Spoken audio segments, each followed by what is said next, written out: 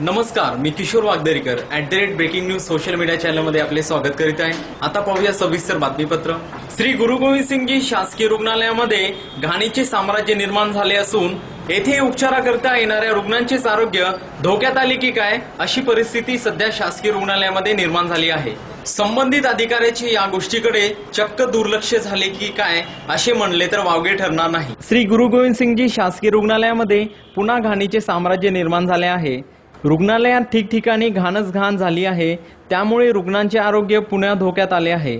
रुग्णालयाच्या परिसरामध्ये नारळ कागदी कचरा झालेला आहे, ठिकठिकाणी उरलेले अन्नही टाकलेले आहे, त्याबरोबरच घाणीचे पाण्याचे डबकेही तयार झाले आहेत। या घाणीतूनच डासांची निर्मितीही होत आहे। रुग्णालयामध्ये येणाऱ्या रुग्णांसोबतच नको तेवढ्या प्रमाणात नातेवाईकांची गर्दी होत आहे, त्यातूनच कचरा निर्मिती होत आहे। पण संबंधित अधिकारी या गोष्टीकडे पूर्ण दुर्लक्षच केले की काय असा प्रश्नही उपस्थित होत आहे।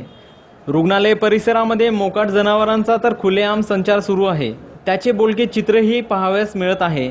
रुग्णालयातील पिण्याच्या पाण्याच्याच ठिकाणी एक डस्टबिन ठेवलेली आहे, पण रुग्ण डस्टबिनमध्ये उरलेले अन्न व कचरा न टाकत असल्यामुळे घाण पसरत आहे। रुग्णांच्या नातेवाईकांनाही डस्टबिनमध्ये कचरा टाकावे हे शिकवावे लागेल की काय असे म्हणले तर खरोखरच वावगे ठरणार नाही। एकंदरीतच रुग्णालयामध्ये घाणीने आपले पाय चांगलेच रोवले आहेत, पण संबंधित अधिकारी कर्मचारी या घाणीकडे लक्ष देऊन येथील घाण हटवतील का तेच आता पाहावे लागणार आहे।